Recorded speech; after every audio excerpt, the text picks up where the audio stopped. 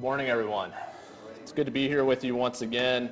There's a really strange phenomenon that happens within most homes throughout the history of mankind, and that is, as crazy a thought as it might be, children tend to be slightly ungrateful or take for granted the blessings that their parents and really God provides for them. Isn't that true? And I just think one of the few things, many things that I've learned actually since having a child, is just what goes into providing for that child. And it seems like growing up, you just didn't think about those things, did you? You didn't think about how dad is the first person up in the morning at 6 a.m. and he's going to a job. Maybe it's a job that he doesn't enjoy, or maybe he's not enjoying the part where he has to be away from his family and he's there sometimes 7, 8, 9, 10, 12 hours. And he gets home, and we have no idea how hard or difficult that day might have been.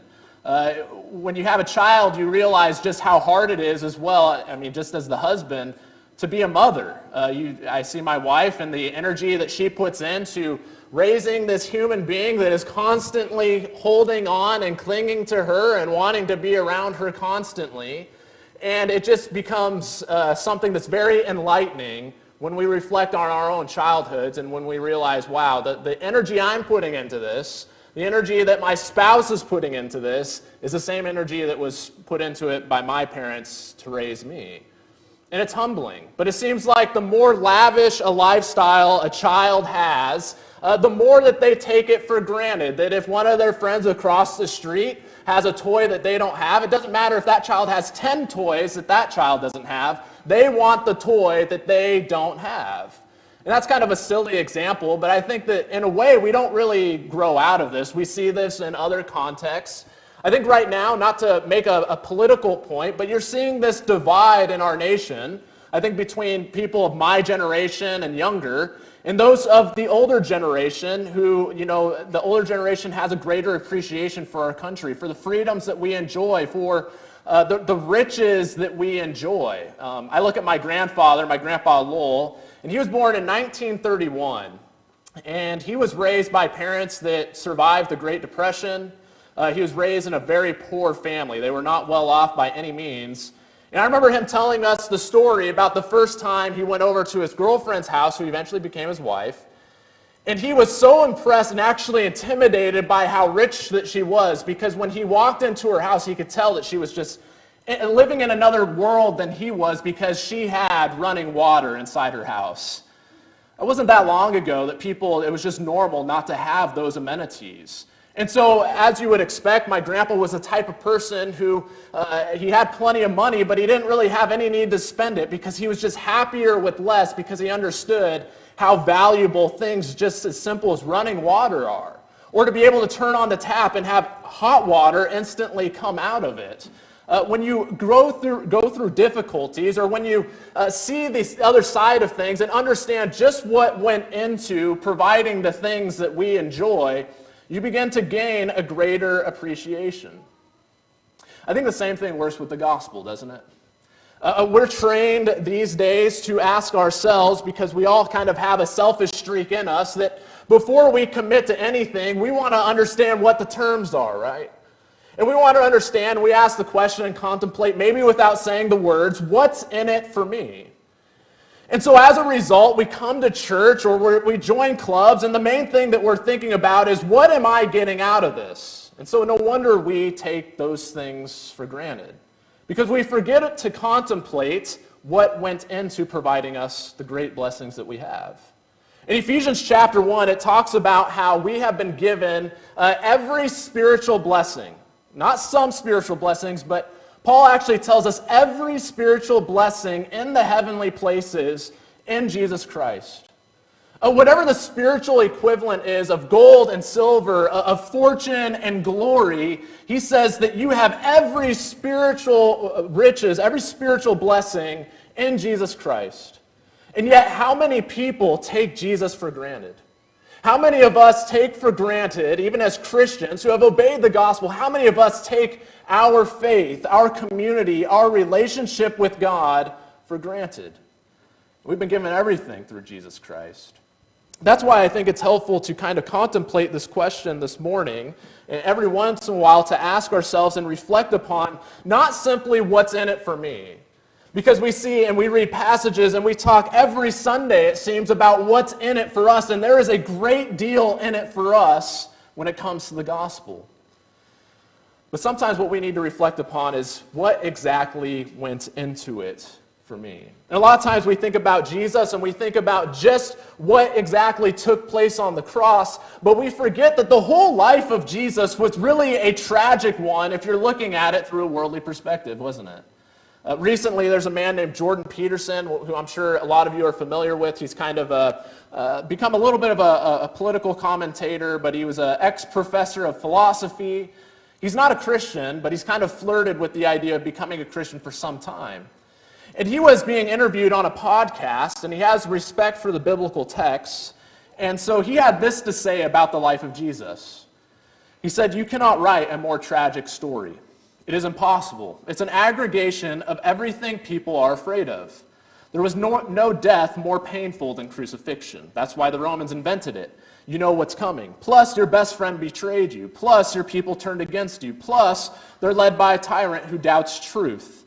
Plus, you're a victim of the Roman Empire. Plus, you're completely innocent and everybody knows it.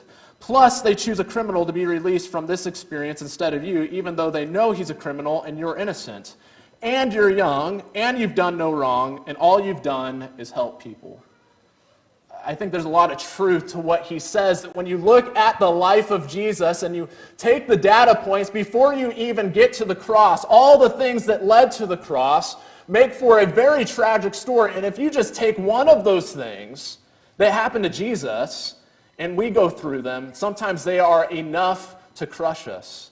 Sometimes being betrayed by a friend is the nail in the coffin, the thing that causes us to walk away from God completely, isn't it? Sometimes being judged when we're innocent, when we know we haven't done anything wrong, but everybody's treating us like we did, is enough to make us walk away from everything, isn't it? But one word sticks out to me when I look at the list of tragedies that happened to Jesus as given to us by Jordan Peterson, and that is, he says that of Jesus that you are a victim of the Roman Empire.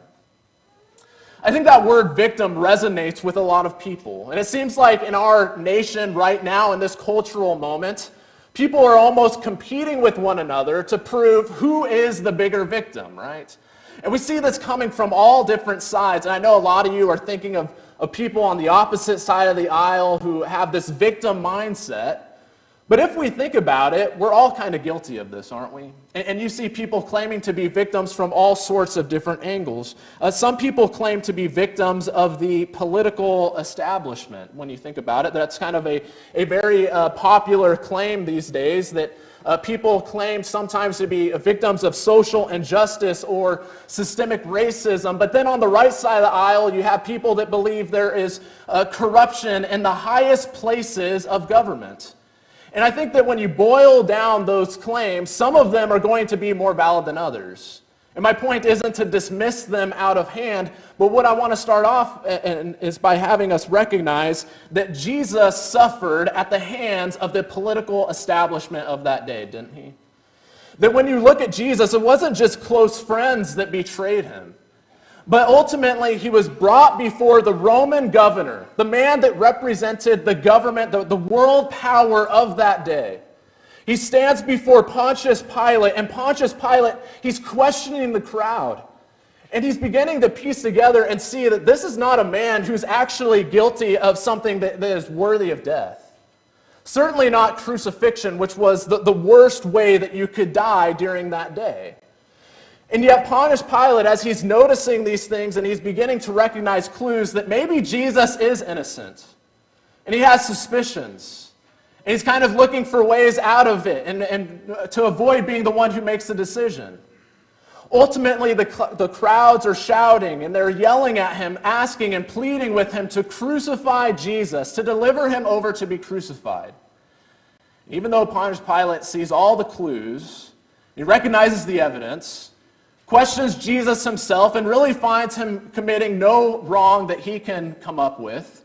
It says in Mark chapter 15, verses 13 through 15, that they cried out again, "Crucify him." And Pilate said to them, "Why? What evil has he done?" But they shouted all the more, "Crucify him." And so Pilate, wishing to satisfy the crowd, released for them Barabbas, who was an insurrectionist. Some people think that the words used to describe him go so far as to say he's a murderer. They released for them Barabbas, and having scourged Jesus, he delivered him to be crucified. You see, crucifixion was not the Jewish form of capital punishment. We read in the Old Testament that the way that they killed people, the way that they performed and carried out capital punishment, was through stoning people to death. At that time, Rome was reigning even over Israel, and so they bring Jesus before the governor and Pontius Pilate, and they put it in his hands. And yes, they're making demands, but ultimately Pilate makes the choice to deliver Jesus to be sentenced to crucifixion. Not because he was deserving, not because he's worthy of death, not even because Pilate didn't like Jesus, but simply to please the crowds. That's what it says.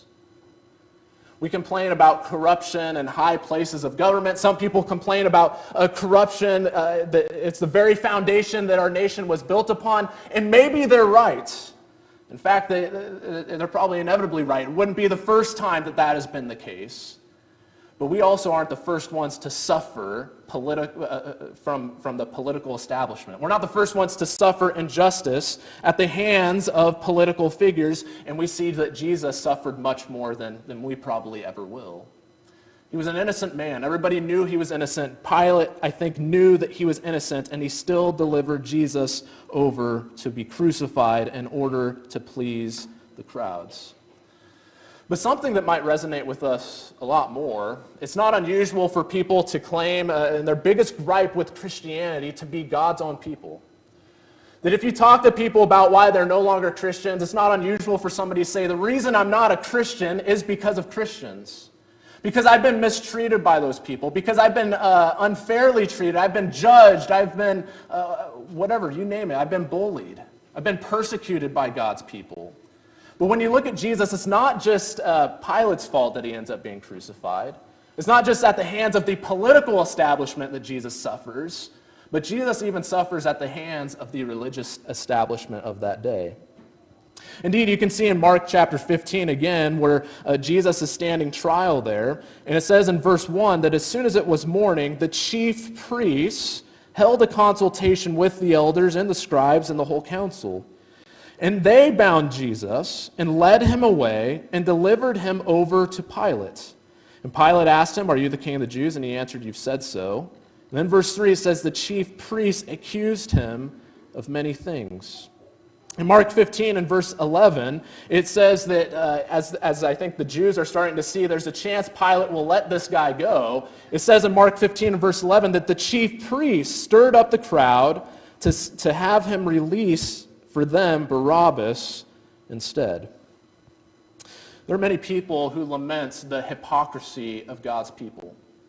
And ironically, this leads the people to recognize, people who recognize the hypocrisy of God's people, it leads them to walk away from God completely. But the reason that that's ironic is because that even happens under this new covenant that we're under. It even happens when people come to Jesus and they experience some level of hypocrisy from other Christians. It leads them to walk away from Jesus himself. And the reason I say it's ironic is because Jesus also suffered at the hands of God's people, didn't he? That it wasn't just Pilate, and it wasn't even Pilate saying, "Crucify him," but it was God's own people. It was the high priests, it was the scribes, it was the elders of the community at that time. It was the people that the commoners looked up to for religious guidance. It's the people that others counted upon to draw them closer to God, and they were the ones at the front of the line yelling, "Crucify him," concerning the Son of God himself. And so you look at Jesus, yeah, he suffered injustice. We suffer injustice, but Jesus suffered injustice from both sides. What's our complaint? Jesus has greater reason to complain, doesn't he? You want to complain about suffering from political corruption? You want to complain about suffering at the hands of the religious establishment, from religious people, from God's own people? Guess what? Jesus can claim those things too. Can you imagine if Jesus going through those things caused him to react in the way that we often react. To walk away from his purpose, to walk away from God, we would all be doomed to hell, wouldn't we? And yet as Jesus is hanging on the cross, the blood from his body is pouring out of him. His breathing is becoming slow and labored. He's feeling the fresh nails going into his skin, into his ankles, into his wrists. He looks at the crowd that consists both of the religious establishment and the political establishment, the people that are continuing to mock him as he hangs up there, thinking they've made the right decision, Jesus knowing he's innocent. And even as he hangs up there, he says, "Father, forgive them, for they know not what they do." And at that moment, they cast lots to divide his garments. That's Luke 23 and verse 34. And when you look at that, that's just the tip of the iceberg of what Jesus suffered. Again, we always focus on the cross itself, but what about everything that led to the cross? What about when he's teaching people and he's making claims about who he is and he's showing those things to be true through his miracles, and his own family is standing outside of the door wanting to take him because they think that he's crazy? His own family rejected him. His closest friends deserted him, that when he is taken away captive and carried off to be crucified, it says that they all left him. They all fled. They all deserted him. All these people that had followed him faithfully for 3 years were nowhere to be found when Jesus was taken captive. He died young, at the age of 33. I'm about to turn 30. I can't imagine dying just 3 years from now.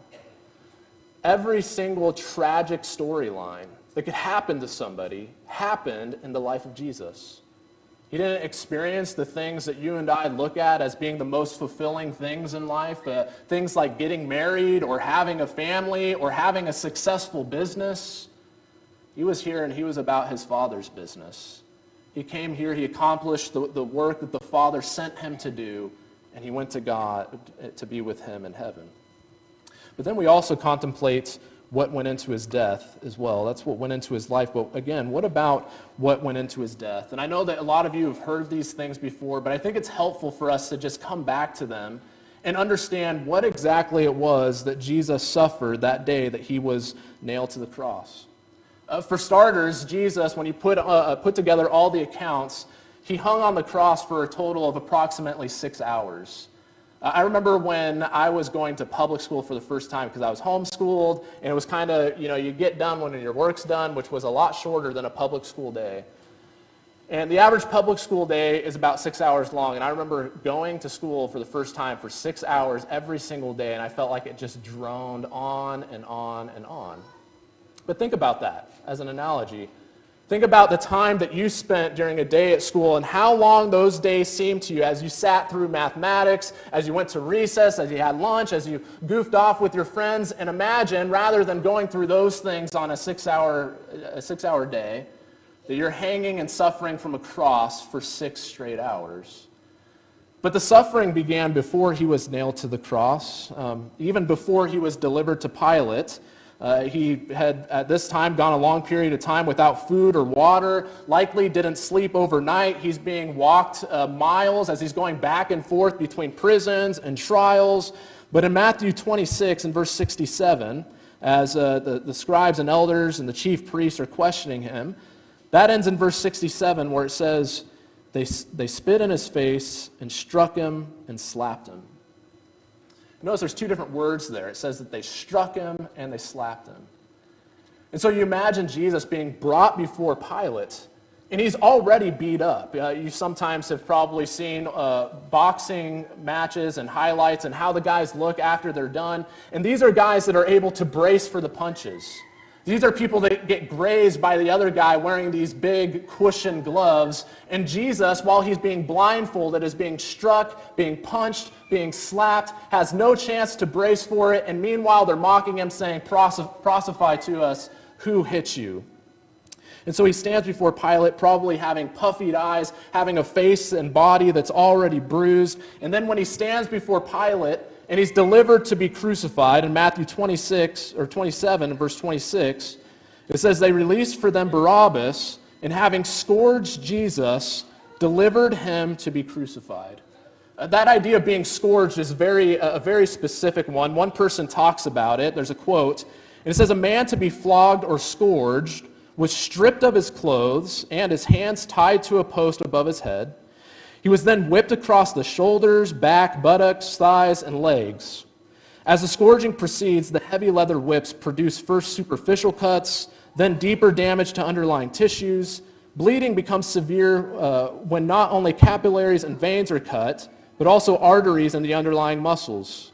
The small metal beads first produce large, deep bruises, which are broken up in further blows. The fragments of sheep bone rip the flesh as the whip is drawn back, and when the beating is finished, the skin of the back is in ribbons, and the entire area is torn and bleeding." Understand that these whips, they weren't like, Indiana Jones' whip that he uses to swing from point A to point B.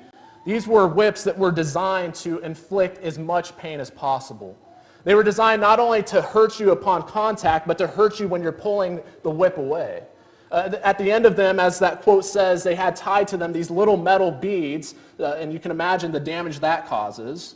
But then tied to the end as well are fragments of sheep bones, which are jagged, and so when you pull the whip away, it's actually tearing the flesh apart on Jesus' back. And so again, notice what that quote said. It said, "The skin of the back is in ribbons." Literally, the skin is hanging off of you like a ribbon, right? And the entire area is torn and bleeding. He's not even at the cross yet. He's hungry, he's thirsty, maybe the sun is out and it's hot, he's already been beaten, now he's being scourged. But then on top of that, on top of the physical suffering, he's also suffering the mockery of it. Remember, they put a crown of thorns on top of him, they pressed that on his head, blood is probably coming down his face. In Matthew 27 and verse 30, it says, "They spit on him and took the reed and struck him on the head." Finally, after carrying the cross part of the way, because he was so exhausted, that they asked Simon of Cyrene to take the cross the rest of the way for him. But finally, when he takes that cross beam and they finally put it up there and put it on the cross, they nail him to it, putting the nails through his wrists, putting the nails through his ankles, and these are the points of his body, and they would position them so that all the weight is being put on those parts of his bodies, on that part of his body, on his wrists, on his feet. And so the weight of his body is bearing down, and you can imagine how excruciating the pain would be in those wounds that were created from nails being driven through them. That's the physical part. And there he hangs for 6 hours, and there's a lot more that people go into. They say that he either died from having a heart attack or he died from suffocating, because as you're hanging there, you're having to pull your body up, and remember the ribboned skin on his back is scraping against the splintery cross. And so some people think that you would have just gotten so exhausted you'd give up and you'd suffocate to death. That was life for him for those 6 hours. But I don't know that comes close, and I genuinely mean it when I say I don't know. I don't know if that comes close to the emotional suffering that depicts Jesus suffering greatly from an emotional standpoint. Jesus, who is the Son of God, has had this eternal relationship with God. Him and the Father are closer to each other than any other relationship that has existed in the history of all beings. The Father has this eternal love for the Son. The Son has this eternal love for the Father. And for the first time, Jesus is experiencing what it feels like to be abandoned by the Father. For the first time, he's experiencing what it feels like to have a divine being, the Father, forsake him. In Matthew 27, in verse 46, Jesus quotes Psalm 22, which is an interesting psalm. It's a psalm that expresses both despair towards God and also expresses, in the latter half, confidence towards God.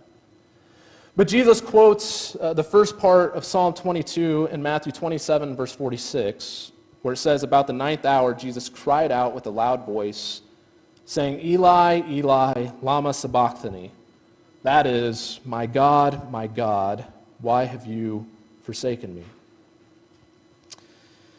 There's a lot of debate as to whether or not the Father literally forsook the Son, and I think that those discussions totally miss the point. I think either way, in either direction you fall on that discussion, you end up at really the important place you need to end up at. And that is that at the very least, whether Jesus logically knew that God would deliver him, and I think he did, he certainly seems to talk about that on his way to the cross, that he would be raised 3 days later. And so whether or not he logically understood that, I think he did, but it's about what he felt in that moment. And that's where we miss the point. How would you feel in that moment? Jesus cries out to God, and I think it expresses this feeling, this emotional pain of being forsaken by God.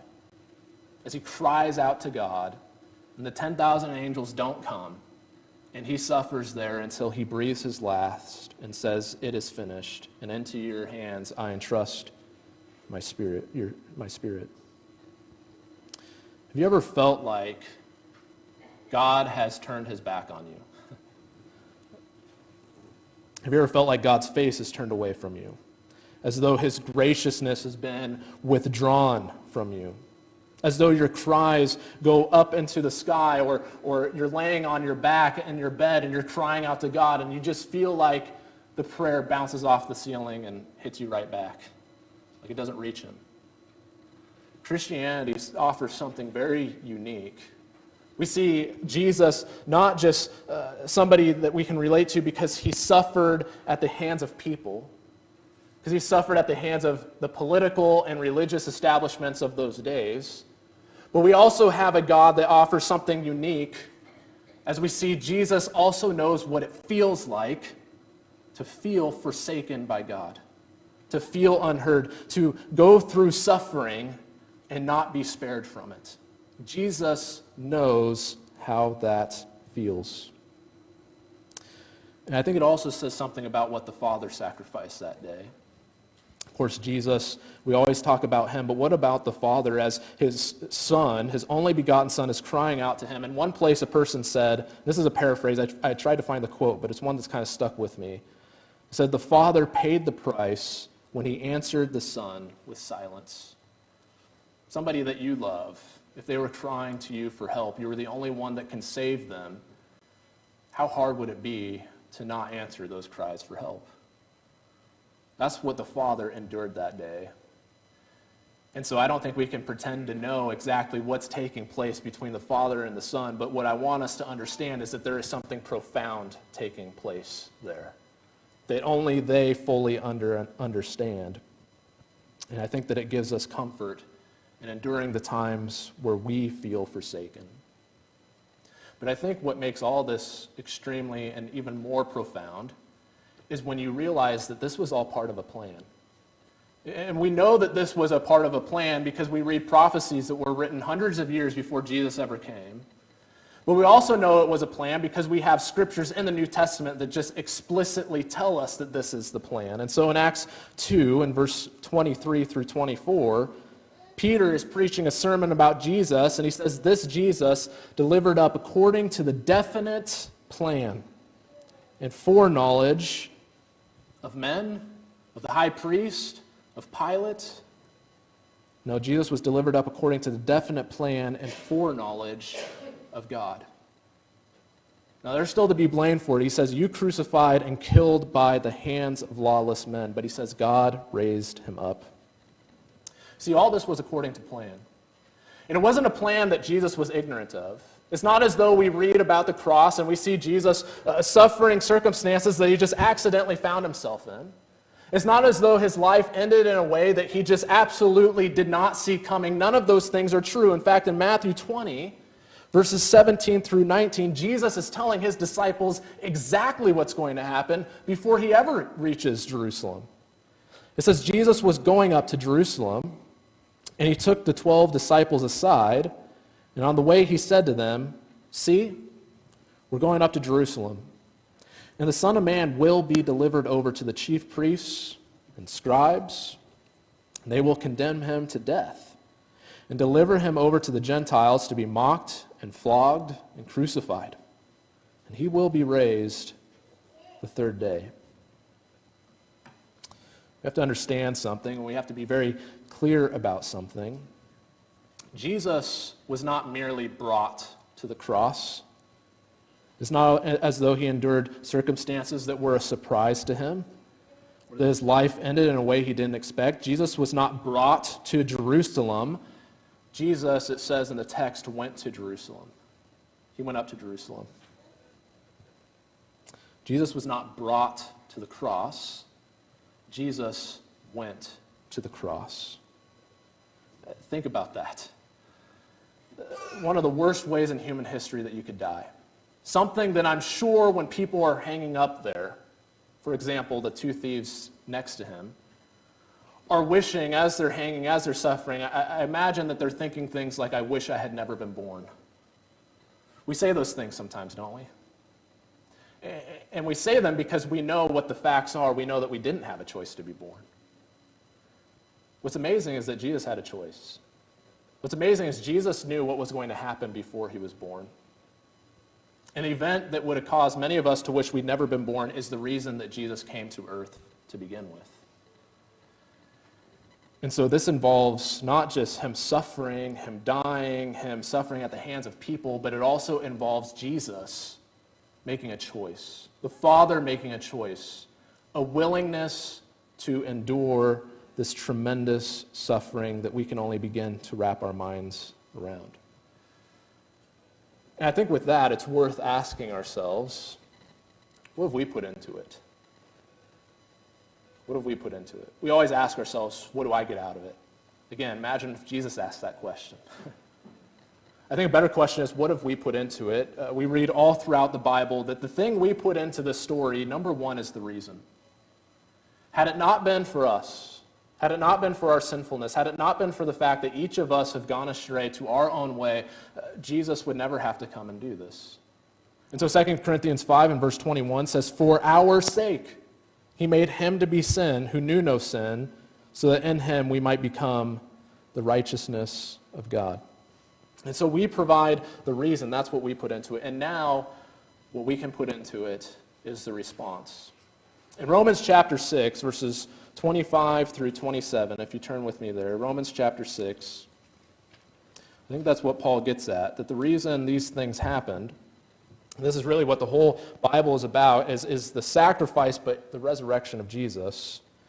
In Romans 16, verse 25, you have this doxology, and Paul says, now to him who's able to strengthen you, according to my gospel and the preaching of Jesus Christ, according to the revelation of the mystery that was kept secret for long ages, but has now been disclosed and through the prophetic writings has been made known to all nations, according to the command of the eternal God, to bring about the obedience of faith. To the only wise God be glory forevermore, through Jesus Christ. Amen. All these things happened so that when we see God's great love for us and the extent that he's willing to go to have a relationship with us, it will bring about a faith that is ready to fall on our knees and obey and say, what do you need me to do, God? And then finally, for those of us who have already made that decision, there are many people who reject the gospel, even after everything that we have considered. But those of us who have decided to obey Jesus Christ and obey the gospel and to have that obedient faith, the last thing that we put into it is what's been prepared for us at this table this morning. And that is Jesus, before he went to the cross, in Luke 22, verses 19 through 20, says he took the bread, and when he had given thanks, he broke it and gave it to them, saying, this is my body, which is given for you. Do this in remembrance of me. And likewise the cup after they had eaten, saying, this cup that is poured out for you is the new covenant in my blood.